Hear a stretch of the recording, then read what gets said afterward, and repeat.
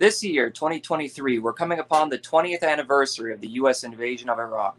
Right now, one of the most important tasks for the left in the U.S. is to revitalize the anti-war movement. Every year, the U.S. government seems to only increase its aggression around the world further and further, with the full backing of basically all elected Democrats and Republicans. Over the past year, we saw a massive escalation of this behavior with NATO's instigation of the war in Ukraine and the reversal of U.S. policy towards China and Taiwan. Right now, we see the devastating effects of the U.S. sanctions, quote-unquote sanctions, in reality, unilateral coercive measures against the country of Syria, which was just hit by a devastating earthquake. And we're seeing how these sanctions against Syria by the U.S. government is really harming their ability to respond to this earthquake and to rescue their people. To put it simply, the U.S. government and its allies are running amok around the world, causing chaos and destruction in large part because there is practically no effective organized opposition to U.S. government's actions around the world, despite most Americans opposing U.S. government's foreign policy. On the weekend of March 18th, anti-war organizations such as the Answer Coalition, UNAC, Black Alliance for Peace, Alauda, the Palestine Right of Return Coalition, Code Pink, Samidun, People's Forum, Veterans for Peace, the Green Party, and many other organizations will hold a massive rally to not only commemorate the 20 years since the U.S. invasion of Iraq, but to demand an end to the endless U.S. wars around the world, to demand peace in Ukraine, an end of NATO intervention there, and to demand that the U.S. government spend our tax dollars on the needs of the people rather than lining the pockets of the war industrial complex.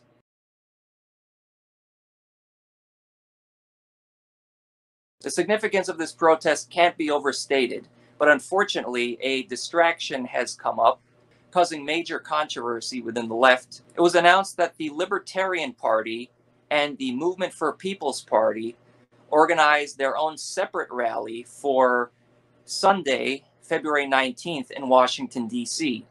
Numerous organizations, online personalities, and politicians have endorsed this event called Rage Against the War Machine, including some very questionable organizations and individuals. Now, before going forward, I will address the knee-jerk reaction that some will have, saying that, oh, this is left infighting, this is purity tests, we need unity, and if we don't all come together right now for this rally, we're all going to die in thermonuclear war. The issue of uniting with convicted pedophiles, sexual abusers, corrupt neocon politicians, open racists, neoliberals who want to privatize everything and even legalize pedophilia is not a question of purity or left infighting. To make it clear, the main organizations organizing this event called Rage Against the War Machine, Sunday, February 19th, are the Libertarian Party and Movement for People's Party. Now, within the Libertarian Party, it's primarily a faction called the Mises Caucus.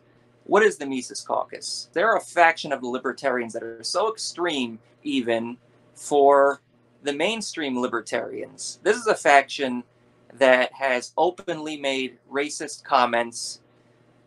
They've made comments to the effect that black people in the U.S. supposedly get special treatment. They call for legalizing pedophilia and all kinds of other insane positions, not to mention that they want to privatize everything. They're neoliberals. The libertarians are neoliberals. They want to privatize everything. Let's make that clear. But this is a section that is so extreme that many of the libertarians, the more established libertarians, are very uncomfortable with them. So this group, the Libertarians and the Movement for People's Party, are the two main groups organizing this. And there are a number of other speakers and organizations which have co-sponsored this event, but the two main groups are these. And when you look at the list of groups, it's all a lot of very fringe groups in reality besides the Libertarian Party. The Libertarian Party is the dominant force in this. And so there's been a lot of controversy within the speakers who were invited, most notably with this figure, Scott Ritter, who was initially invited to speak. Then he was uninvited, then re-invited, and now it seems he's, again, not taking part in this. Now, this is a figure, Scott Ritter, who has gotten a lot of notoriety over the past year because of his analysis of the war in Ukraine. But his background is very questionable. Many people have pointed out that he's actually a convicted pedophile, actually, twice convicted. And what it seems as though is that the more established libertarians, there was a sort of an infighting within the libertarians where the more established libertarians, as opposed to the Mises Caucus, did not want to associate with him.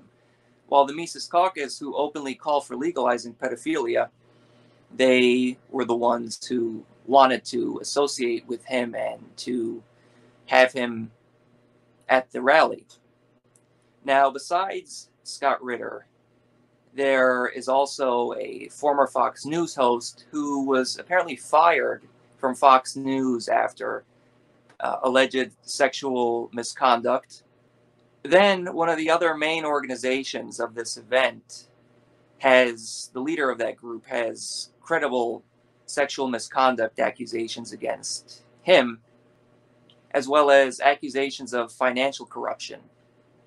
Then, on top of all of this, of course, the Center for Political Innovation, the infamous group, cult really, where the leader of it was committed serious sexual misconduct, paid a member for sexual favors, as well as other things involving sexual misconduct and just corruption and targeting youth for just general exploitative behavior, and trying to push one of the members of the organization, someone who was in their teens, tried to push him to sign a non-disclosure agreement, and saying that they would pay him to sign this non-disclosure agreement. A very infamous group now, Center for Political Innovation. The question is, why would they invite this group as a co-sponsor of this event? You know, if you look at it, you have all of these people speaking and leading the event who have committed these abuses, pedophilia, sexual misconduct, all this stuff, and you have them at the forefront of this. It's very discrediting, actually, to the anti-war movement. Now, there's also the fact that this Rage Against the War machine reached out to all these very questionable characters and organizations, but they didn't reach out to some serious anti-war, anti-imperialist activists and organizations. You know, they had time to invite pedophiles, sexual abusers, cults, but they didn't have time to invite Cindy Sheehan, for example. They didn't have time to invite these other organizations that I mentioned organizing the demonstration for the 20th anniversary of the U.S. invasion of Iraq. Now, on top of that, there's also the issue of serious chauvinism. This event claims to be anti-war, anti-imperialist, but you have some pretty racist, chauvinistic voices there, particularly, again, the Mises Caucus. Now, again, some will say, oh, anyone criticizing this, anyone drawing attention to these issues of people who are very, frankly, very negative background, not only their politics, but their own personal actions, sexual misconduct, sexual abuse, pedophilia.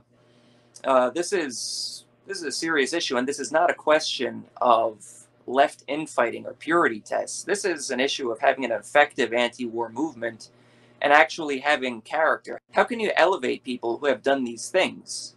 It discredits yourself.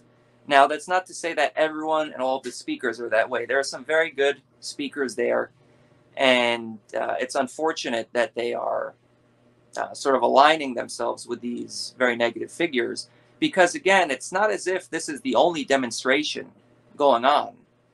There's this idea that, oh, if we don't all come together, we're going to all die in nuclear war. There have been countless anti-war protests.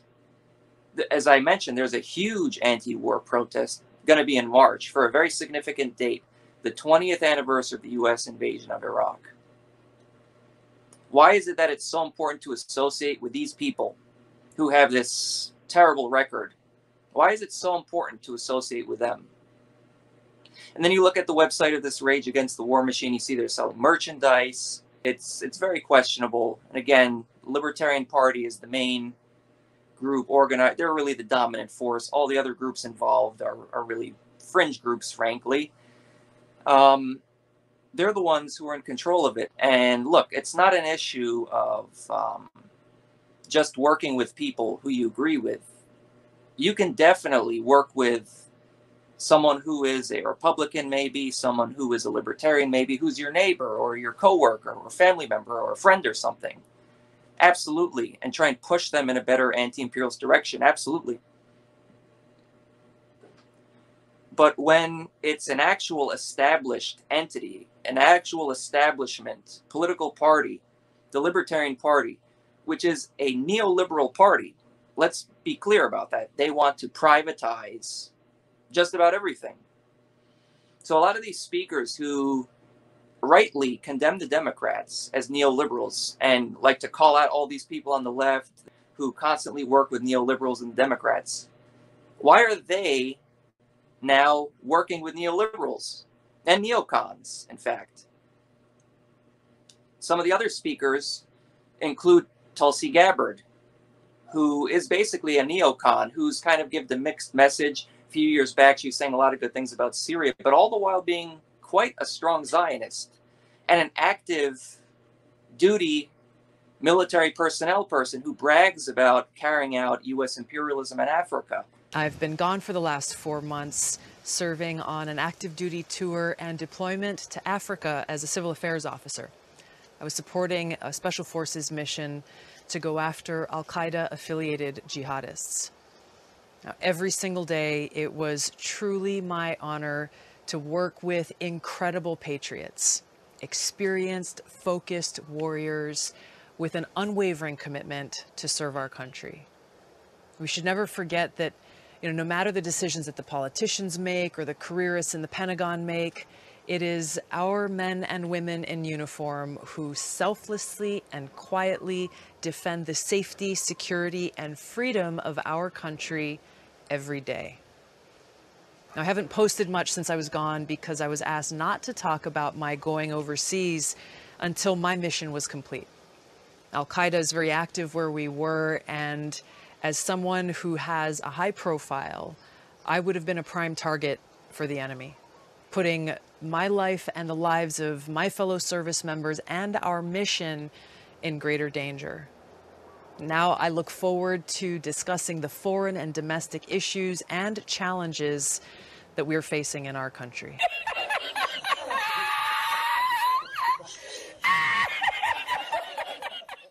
This is literally an active imperialist who is furthering U.S. imperialism and war in Africa. How is this an anti-imperialist? No, this is a literal imperialist who has been doing basically a grift, trying to come off as anti-war and all this stuff. But then notice what happened in the 2020 election. She immediately endorsed Joe Biden. How was she anti-establishment? And now she's talking about how she left the Democratic Party. But she's not becoming like an independent. She's basically becoming more of a right-wing Republican, basically, which is just as bad as a Democrat. So it's a grift, really. This person, Tulsi Gabbard, is an active member, active duty, imperialist, brags about carrying out imperialism in Africa. This person is not anti-war. This person's not against U.S. imperialism. Then Scott Ritter. Well, he said a lot of positive things about the war in Ukraine. His overall positions are quite questionable. He is a Zionist. He's described himself as a friend of Israel.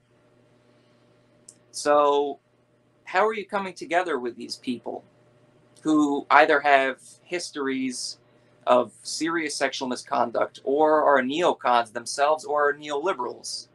Makes no sense whatsoever. Now, to be absolutely clear, I'm not trying to convince people not to go to this. If you want to go to this, that's up to you.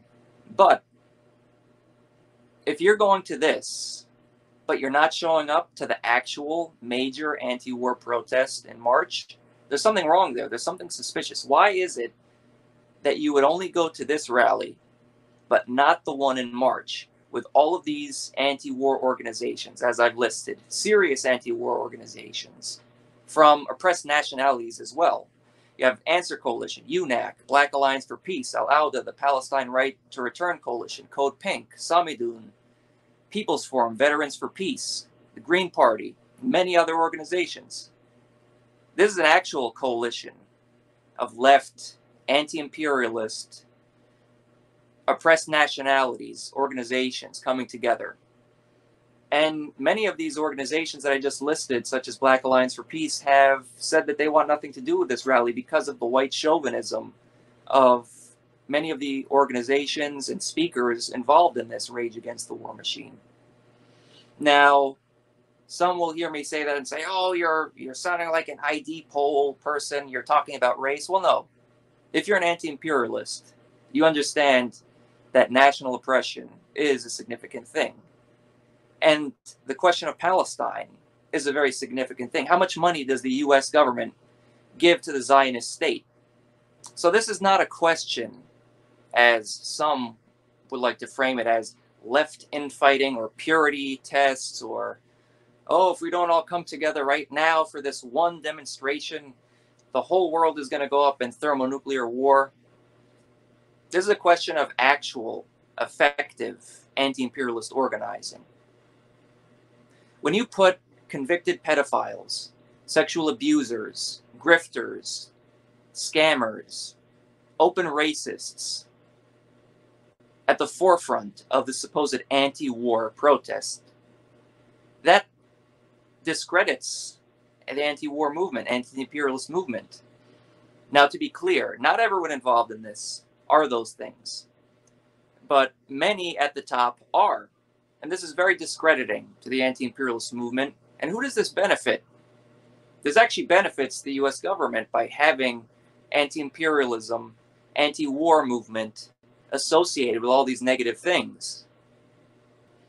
Now, to be absolutely clear, I'm not trying to tell people not to go to this, but we should be aware of what's really going on and not pretend like everything is fine and ignore all these things. No, you actually need to have standards, and you actually need to have principles. But if you want to overlook all of that and you're dead set on going to this, and you want to say that anyone who raises concerns about this is not serious, is fake, is not anti-war, is whatever, trying to cause division. If you're saying all of that, but you're not coming out to the demonstration in March, the actual one on March 18th, which actually commemorates the 20th anniversary of the U.S. invasion of Iraq and calls for all these things, ending U.S. imperialism and spending our tax dollars here to fund the needs of the people, something that the libertarians are dead set against, by the way. They don't want people to have health care. They don't want people to have school and these other things provided by the government. They don't want that. They're neoliberals. If you're not at this March demonstration, there's something wrong there, because you're saying, oh, we need to all come together and oppose the war. Well, you have an opportunity in March to also do it. So I hope that the actual positive people, the people who have a level of credibility, who are mistakenly associating with these people, I hope that they will come out in March, and we'll see if they're for real or if it's a grift on their part. Because again, if you go to this demonstration, the Rage Against the War Machine, but not the anti-war rally organized by all these anti-war groups that have a long track record of anti-imperialism and fighting for many different causes, as I mentioned, again, Answer Coalition, UNAC, Black Alliance for Peace, Al-Auda, the Palestine Right to Return Coalition, Code Pink, Samidun, People's Forum, Veterans for Peace, Green Party, and a lot of other groups. If you don't want to stand with them, but you want to stand with convicted pedophiles, racists, neoliberals, and neocon grifters, there's something wrong there. And there's a huge level of hypocrisy. So I hope that people will come out to the demonstration in March, because it's very important. As I stated at the start of this, we need to revitalize the anti-war movement. And we do need to work with people who we don't necessarily agree on everything. But we cannot have these negative forces at the forefront of this. You cannot have an effective anti-imperialist movement with people who have done these things, committed these abuses, these crimes, and have these outrageous, ridiculous positions of which are completely at odds with anti-imperialism and anti-war. You cannot have them as the face of the anti-war movement. It's outrageous, and they don't represent the anti-war movement. There is an actual anti-war movement, anti-imperialist movement, connected with the struggle in Palestine for liberation, connected with the struggle for Black liberation within the United States, connected with veterans' struggle against war and for basic rights, and connected with the labor struggle, which again, the libertarians are totally against. So we do need unity against imperialism. And that's why everyone should come out to the demonstration in March to commemorate the 20th anniversary of the U.S. invasion of Iraq, to demand an end to the endless U.S. wars around the world, and that our tax dollars be spent here at home for the needs of the people. So let's see. All these people who are saying, oh, you're not a serious anti-war activist if you don't come out to the rage against the war machine. Let's see if they are serious enough to come out to the demonstration on March 18th in Washington, D.C. for the 20th anniversary of the U.S. invasion of Iraq. Let's see if they'll come out to that. Hopefully they will.